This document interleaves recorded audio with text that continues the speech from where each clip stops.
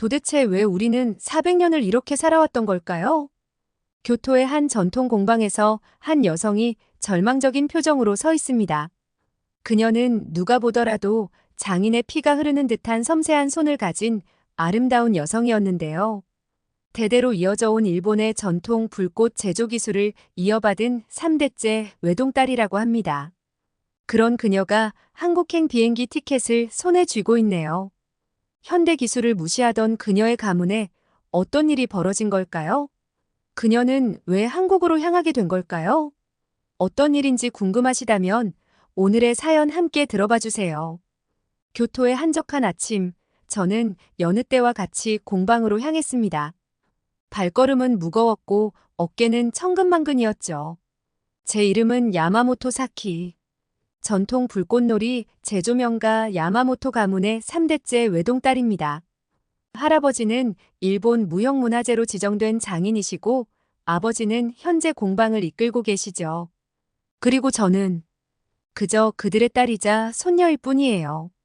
할아버지의 말씀에 따르면 1960년대 일본의 전통 불꽃이 존폐의 기로에 섰을 때가 있었대요. 당시 일본은 급격한 현대화의 물결 속에서 많은 전통 기술이 사라져가고 있었어요. 값싸고 화려한 공장식 불꽃에 밀려 장인들의 공방은 하나둘 문을 닫아가고 있었죠. 할아버지는 그때 이제 막 30살이었다고 해요. 아버지께 물려받은 공방을 지키기 위해 밤낮으로 일하셨죠. 하지만 주문은 점점 줄어들었고 설상가상으로 재료값은 계속 올라갔어요. 다른 장인들은 하나둘 공장에 취직하거나 다른 일을 찾아 떠나갔지만 할아버지는 끝까지 버티셨어요.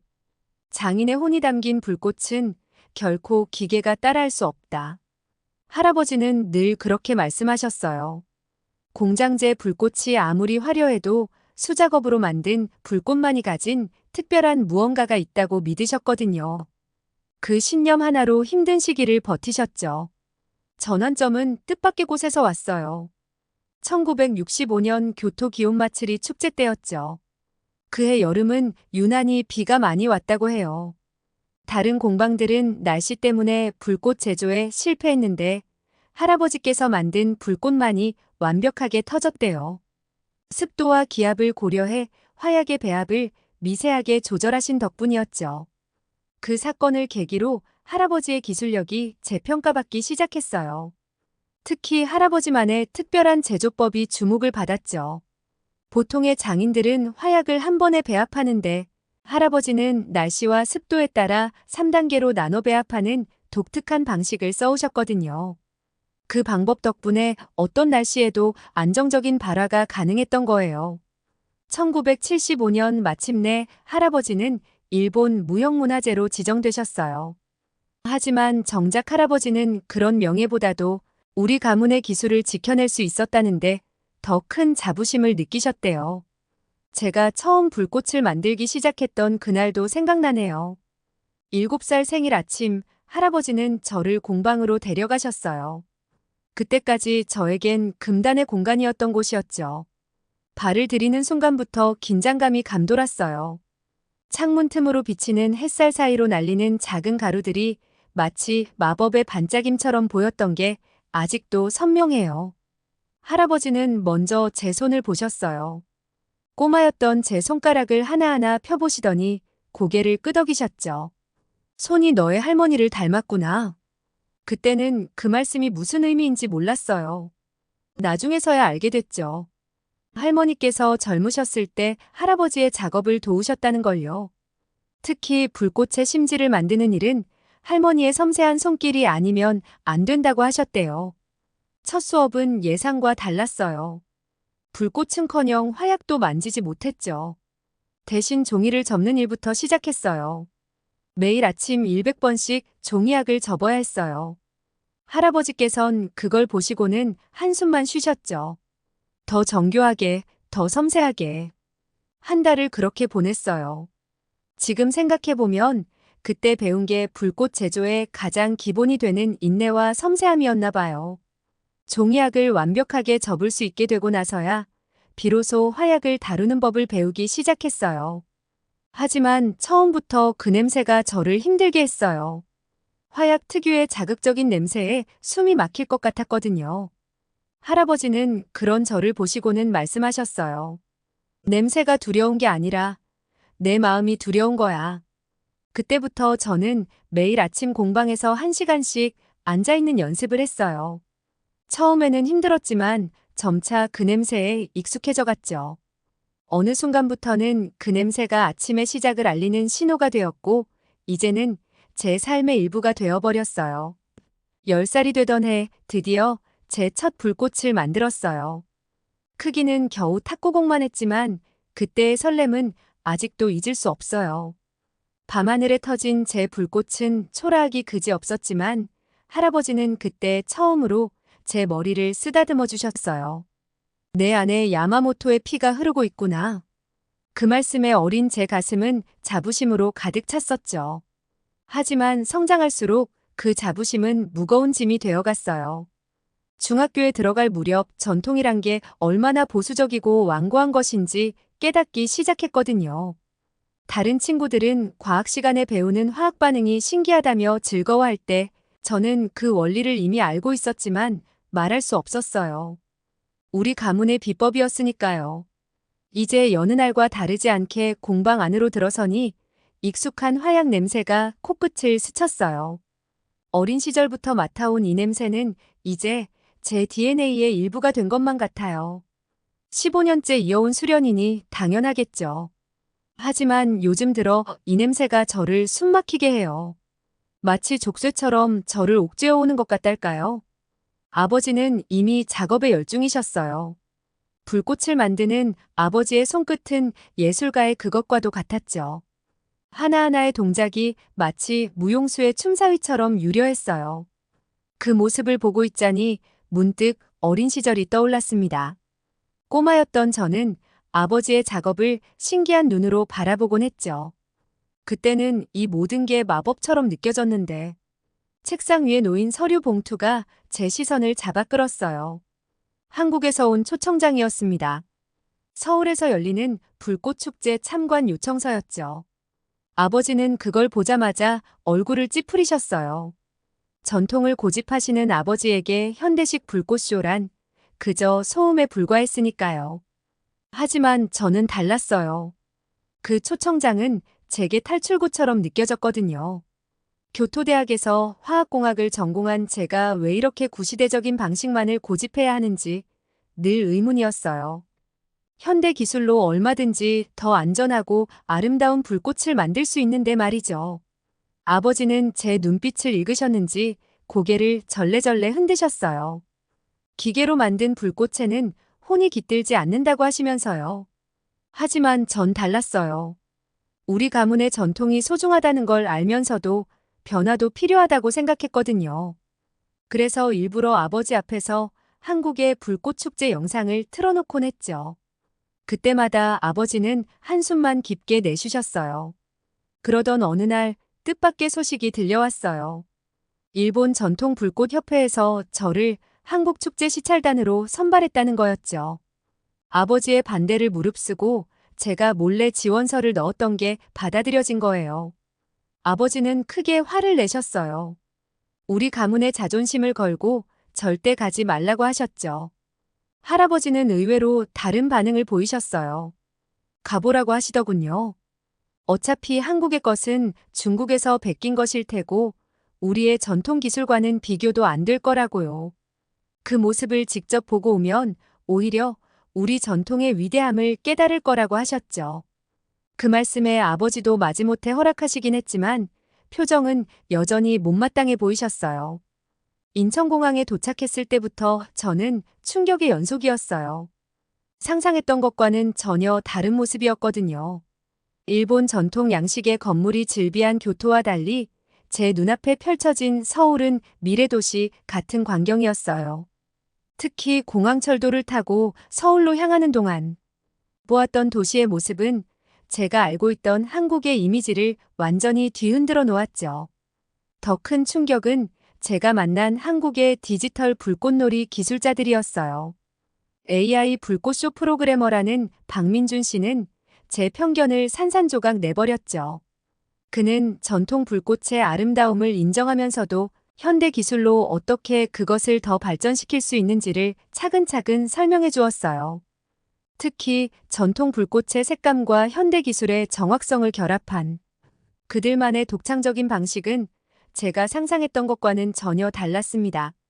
민준 씨의 작업실에서 본 것들은 저를 완전히 다른 사람으로 만들어버렸어요.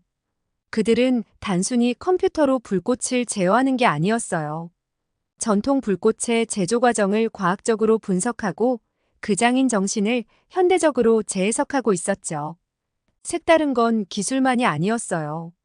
그들의 작업 철학도 달랐습니다. 특히 인상 깊었던 건 안전에 대한 그들의 태도였어요. 우리는 전통이라는 이름으로 때로는 위험한 제조 과정도 감수했는데 그들은 장인 정신을 지키면서도 더 안전한 방법을 찾아내고 있었죠.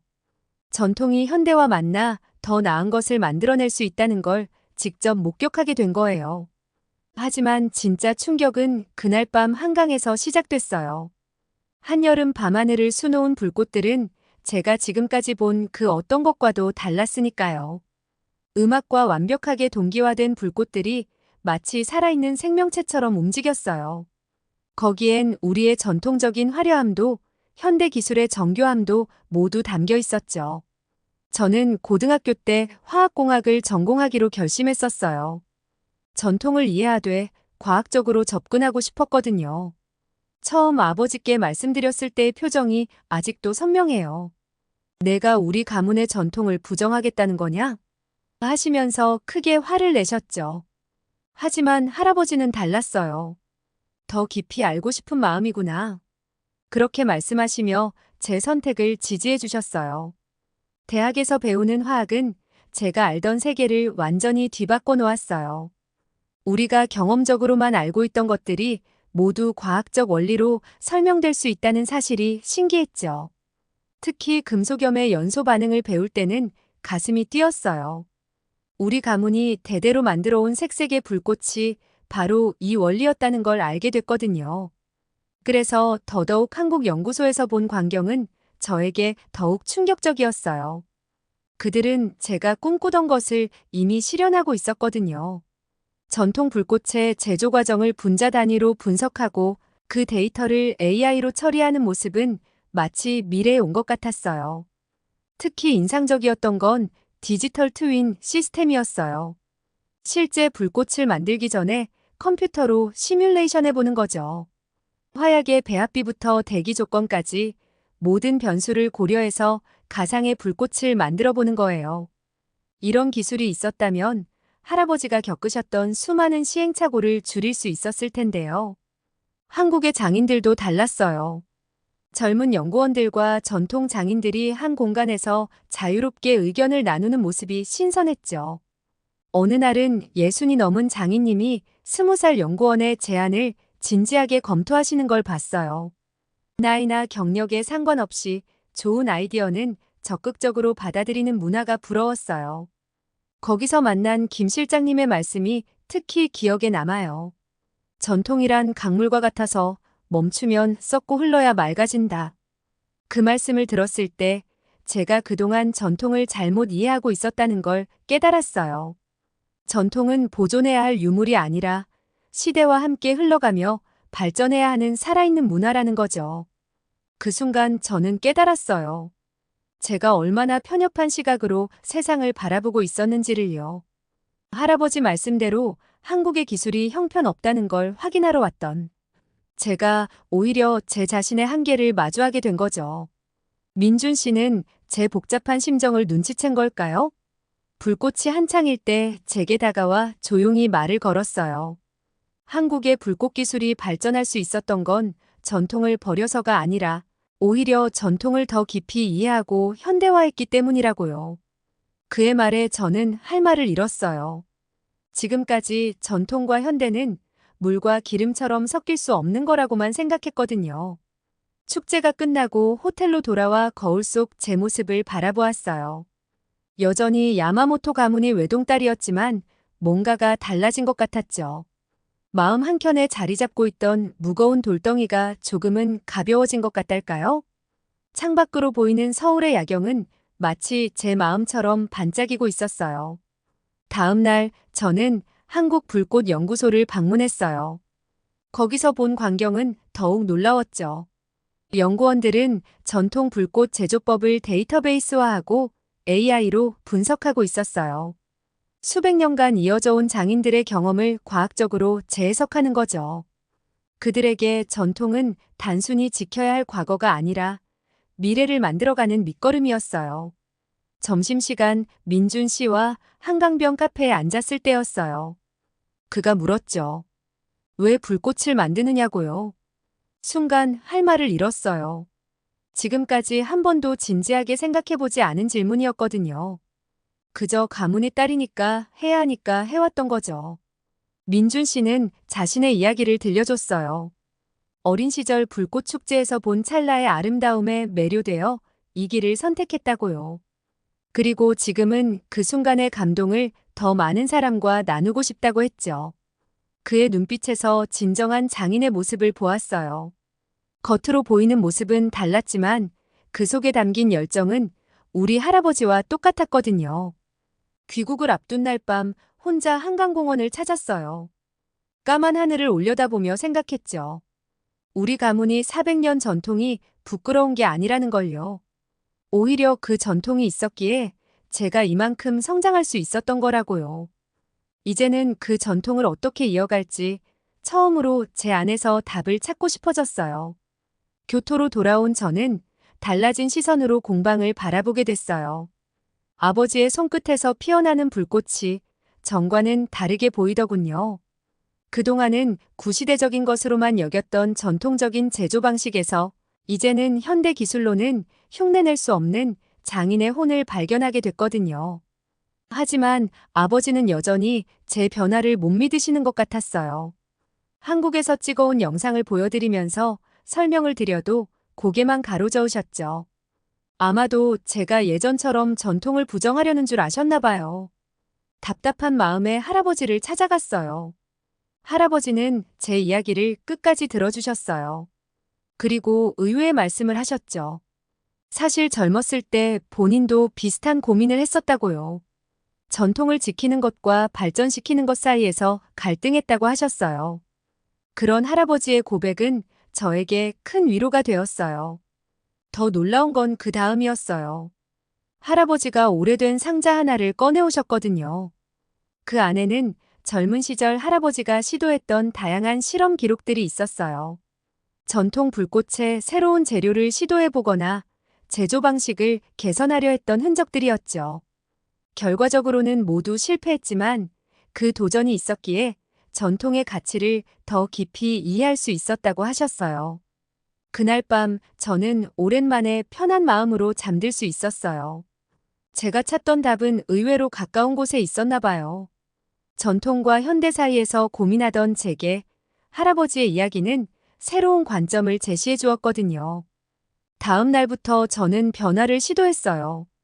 우선 우리 공방의 모든 제조 과정을 기록하기 시작했죠. 할아버지와 아버지의 손끝에서 이루어지는 미세한 차이까지 하나하나 놓치지 않으려 했어요. 때로는 동영상으로 촬영하기도 하고 과학적 분석을 시도하기도 했죠. 처음에 아버지는 못마땅해 하셨어요. 하지만 제가 전통을 부정하는 게 아니라 오히려 더 깊이 이해하려 한다는 걸 아시고는 조금씩 마음을 열어주셨어요. 특히 제가 기록한 자료들을 보시고는 본인도 미처 깨닫지 못했던 부분들을 발견하셨다며 놀라워하셨죠. 한 달이 지났을까요? 민준 씨에게서 연락이 왔어요. 한국과 일본의 불꽃 기술을 접목한 새로운 프로젝트를 제안하더군요. 처음에는 망설였어요. 하지만 용기를 내어 아버지께 말씀드렸죠. 예상과 달리 아버지는 잠시 생각하시더니 의외의 대답을 하셨어요. 해보라고 하시더군요. 대신 한 가지 조건이 있었어요. 우리의 전통 기술은 절대 타협하지 말라는 거였죠. 그 말씀에 저는 고개를 끄덕였어요. 이제는 알았거든요. 전통을 지키는 것과 발전시키는 것이 꼭 상충되는 게 아니라는 걸요. 프로젝트는 순조롭게 진행됐어요. 민준 씨의 현대적인 기술력과 우리 가문의 전통 기술이 만나자 놀라운 시너지가 발생했거든요. 특히 우리 가문의 특제 화약이 만들어내는 독특한 색감을 AI로 분석하고 그것을 현대적으로 재해석하는 과정은 정말 흥미진진했어요. 때로는 실패도 있었죠. 전통 방식으로 만든 불꽃과 현대 기술을 결합하는 과정에서 예상치 못한 문제들이 발생하기도 했으니까요. 하지만 그때마다 아버지가 조언을 해주셨어요. 400년의 경험이 담긴 그 조언들은 언제나 정확했죠. 점점 더 많은 사람들이 우리의 시도에 관심을 보이기 시작했어요. 일본 전통 불꽃 협회에서도 우리의 프로젝트를 주목하더군요. 처음에는 우려의 목소리가 컸지만 우리가 만들어낸 결과물을 보고는 생각이 바뀌는 것 같았어요. 드디어 첫 시연회를 하는 날이 왔어요. 장소는 교토의 가무강변이었죠. 한국의 기술진들도 함께 했어요. 해가 저물고 첫 불꽃이 하늘로 올라갔을 때 저는 숨을 멈췄어요. 그건 제가 상상했던 것 이상이었거든요. 전통 불꽃의 깊이 있는 색감과 현대 기술의 정교함이 완벽하게 어우러진 순간이었죠. 관객들의 반응은 폭발적이었어요. 특히 할아버지의 반응이 잊히질 않네요. 눈시울을 붉히시면서 제 손을 꼭 잡아주셨거든요. 그러면서 하신 말씀 지금도 생생해요. 이제야 진정한 야마모토 가문의 후계자가 된 것 같다고요. 아버지도 달라지셨어요.